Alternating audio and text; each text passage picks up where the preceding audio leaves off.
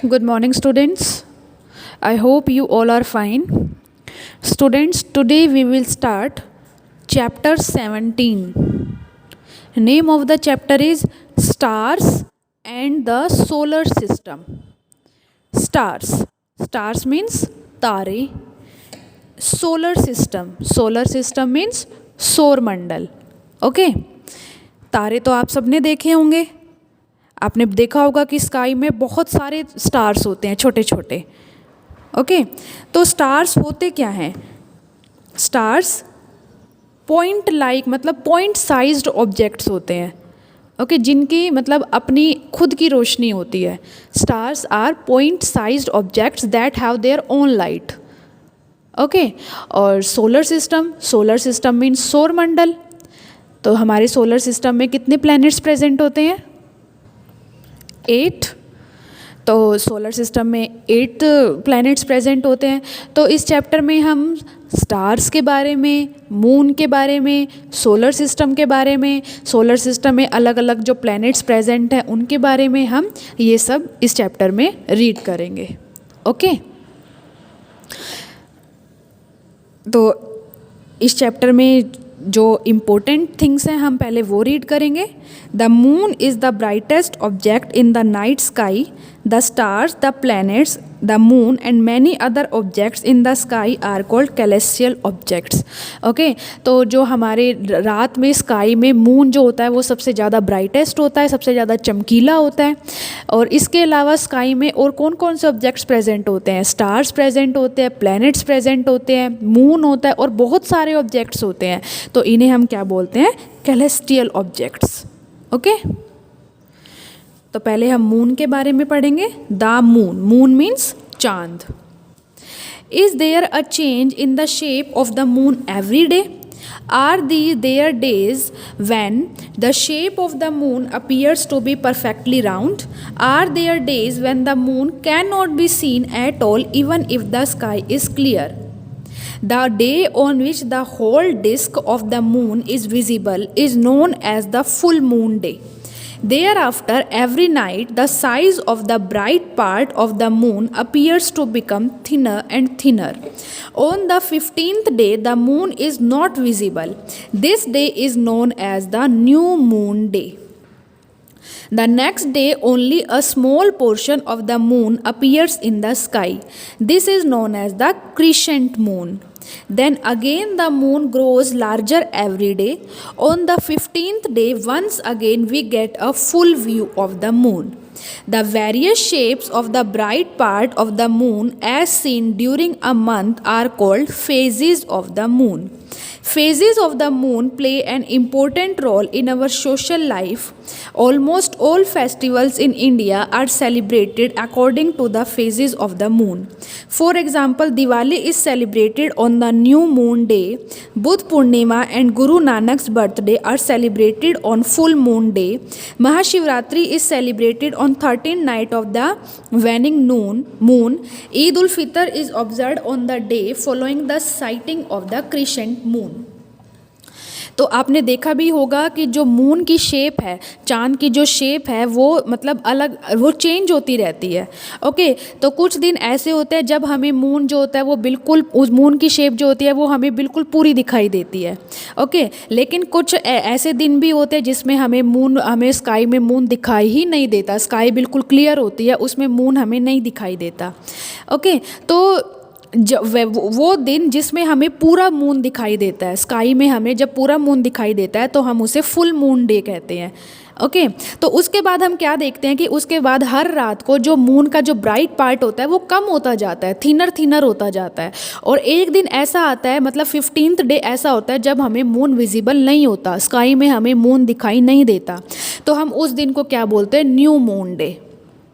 Okay और फिर उससे अगले दिन क्या होता है कि जो मून का बिल्कुल थोड़ा सा पोर्शन दिखाई देता है तो उसे हम क्या बोलते हैं? Crescent moon.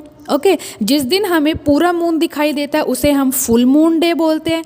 जब मून हमें दिखाई नहीं देता स्काई में हम उसे न्यू मून डे बोलते हैं। और नेक्स्ट डे जब हमें मून का थोड़ा सा पार्ट दिखाई देता है उसे हम क्रिसेंट मून बोलते हैं। तो क्रिसेंट मून के बाद जो मून जो होता है वो लार्जर दिखाई देने लग जाता है और ऐसे ही 15 डे के बाद हमें फुल मून दिखाई देता है। तो ये क्या है कि मून के अलग अलग फेजेस है। जैसे हमें पहले मून दिखाई नहीं दिया, फिर उसके बाद हमें थोड़ा सा पार्ट दिखाई दिया, फिर हमें फुल मून दिखाई दिया। तो ये मून के अलग अलग फेजेस हैं। ओके तो इन फेजेस के अकॉर्डिंग ही हम बहुत सारे फेस्टिवल सेलिब्रेट किए जाते हैं। जैसे दिवाली कब सेलिब्रेट होती है? जब न्यू मून डे होता है, मतलब जब जिस दिन नया चांद आता है, जिस दिन मून मतलब दिखाई नहीं देता उस दिन हम दिवाली सेलिब्रेट करते हैं। ऐसे ही बुद्ध पूर्णिमा और गुरु नानक जो होते हैं वो फुल मून डे पे हम सेलिब्रेट किए जाते हैं। महाशिवरात्रि जो है वो 13 नाइट पे सेलिब्रेट की जाती है। ओके तो जो अलग इंडिया में अलग अलग फेस्टिवल्स जो होते हैं वो मून के अकॉर्डिंग मतलब सेलिब्रेट किए जाते हैं। Okay let us try to understand why phases of the moon occur, मतलब जो मून है उसमें ये फेजेस अलग अलग क्यों होते हैं। You have studied on chapter 16 that the moon does not produce its own light whereas the sun and other stars do. We see the moon because the sun light falling on it gets reflected towards us. We therefore see only the part of the moon from which the light of the sun is reflected towards us. तो जो ये moon के phases अलग अलग क्यों दिखाई देते हैं, अभी मैंने आपको बताया था कि स्टार्स हैं उनकी अपनी लाइट होती है, स्टार्स की अपनी लाइट होती है, ऐसे ही सन की भी अपनी लाइट होती है। लेकिन मून जो होता है उसकी अपनी लाइट नहीं होती। The moon does not produces it's own light, वो अपनी लाइट प्रोड्यूस नहीं करता। तो मून हमें कैसे दिखाई देता है कि जब सनलाइट जो होती है वो मून के ऊपर दिखाई पड़ती है तब हमें मून दिखाई देता है। तो हमें मून का सिर्फ वही पार्ट दिखाई देता है जिस पे मतलब सन की लाइट होती है, गिरती है, हमें मून का सिर्फ वही पार्ट दिखाई देता है। ओके तो जैसे जिस पार्ट पे मून जैसे ये डायग्राम देखो, moon is visible due to reflected sunlight. अब जो सन है जिस पार्ट पे सन के जिस पार्ट पे हमें ये रेज गिरेंगी हमें वही पार्ट दिखाई देगा। तो ये जब डे होता है तो मतलब सन रेज जो होती है वो मून पे गिरती है, और जब नाइट होता है तो मतलब जिस पार्ट पे सनलाइट नहीं गिरती तब होती है नाइट। ओके तो ये अलग अलग फेजेस हमें इसलिए दिखाई देते हैं।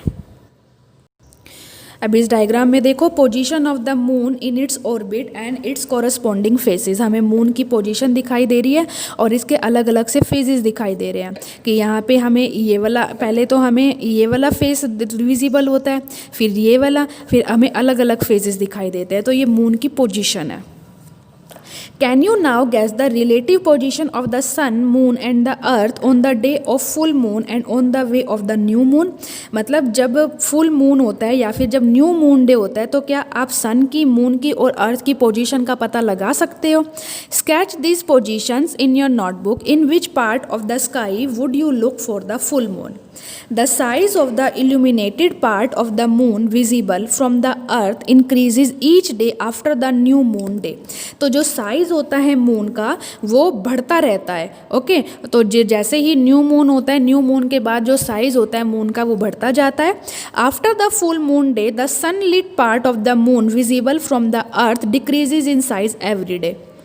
उसके बाद फुल मून डे के बाद जो सनलाइट होता है, सनलिट जो होता है मून का, वही पार्ट हमें दिखाई देता है। लेकिन जो अर्थ का साइज जो होता है वो अर्थ का साइज के कंपेयर में जो मून का साइज होता है वो डिक्रीज होता जाता है। लिखा हुआ है ना, moon visible from the earth decreases in size every day. Full moon day के बाद जो मून का साइज होता है वो कम होता जाता है। Okay The moon completes one rotation on its axis as it completes one revolution around the earth. जो मून है अपने एक्सिस के चारों ओर एक रोटेशन कब कंप्लीट करता है? जब वो अर्थ के चारों ओर अपना एक रिवॉल्यूशन पूरा कर देता है। The moon surface. The moon is a fascinating object for poets and storytellers. But when the astronaut landed on the moon, they found that the moon's surface is dusty and barren. There are many craters of different size. It also has a large number of steep and high mountains. Some of these are high as the highest mountains on the earth. The moon has no atmosphere, it has no water. Can any life exist on the moon? तो moon जो होता है एक मतलब एक object है, एक fascinating object है, मतलब पोइट्स के लिए और स्टोरी टेलर्स के लिए बहुत ज़्यादा फैसिनेटिंग ऑब्जेक्ट बना हुआ है। तो जब एस्ट्रोनॉट ने मून पर लैंड किया तो उन्होंने क्या पाया कि जो मून का सरफेस है वो बहुत ज़्यादा डस्टी है, बैरन मतलब बहुत ज़्यादा सख्त है, ओके। और मून में बहुत सारे क्रेटर्स का मतलब होता है बहुत सारे होल्स। मून के सरफेस पे बहुत सारे अलग अलग डिफरेंट साइज़ के क्रेटर्स प्रेजेंट हैं, ओके। और उस पर बहुत बड़े बड़े माउंटेन्स भी हैं। Some of these are high as the highest mountain on the earth. और मून पे इतने ज़्यादा बड़े बड़े माउंटेन्स हैं कि जितने कि अर्थ पे हाईएस्ट माउंटेन है उतने ही मून पे भी हाईएस्ट माउंटेन है। मून पे कोई एटमॉस्फेयर नहीं होता, वहाँ पे ना वाटर है, ना मतलब एटमॉस्फेयर नहीं है तो वहाँ पे ना एयर होगी ना वाटर होगी। तो क्या मून पे लाइफ एग्जिस्ट हो सकती है? नो, क्योंकि वहाँ पे वाटर भी नहीं है, एटमॉस्फेयर भी नहीं है, तो वहाँ पे मून पे लाइफ एग्जिस्ट नहीं हो सकती, ओके। तो अभी हमने मून के बारे में पढ़ा, अब हम पढ़ेंगे स्टार्स के बारे में। The stars. What other object do you see in the night sky? There is a large number of stars in the sky. Observe carefully on a dark night and from a place away from a big city. उसमें sky में moon के अलावा और भी बहुत सारे objects present होते हैं। स्काई में बहुत सारे स्टार्स प्रेजेंट होते हैं, ओके। आप रात में स्टार्स को ऑब्जर्व करो। Are all the stars equally bright? Are they of the same color? In fact, stars emit light of their own. The sun is also a star. Why does it appear so large compared to other star?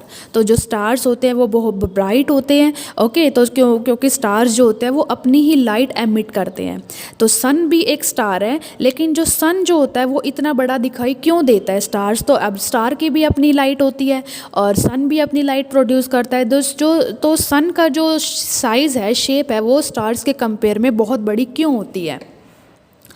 Which appears bigger, a football placed near you or a football placed at a distance of 100 meter? The stars are million of times farther away than the sun. Therefore, the stars appear to us like points. तो जो stars हैं वो सन से million of times, मतलब million of times की दूरी पे है, बहुत ज़्यादा मिलियन दूर है, ओके। तो सन जो है वो मतलब सन जो है ज़्यादा दूर नहीं है, लेकिन स्टार जो है वो सन से भी बहुत ज़्यादा दूर है।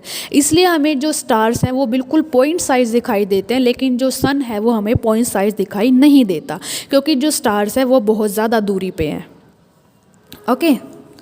In fact, the stars are present in the sky during the daytime also.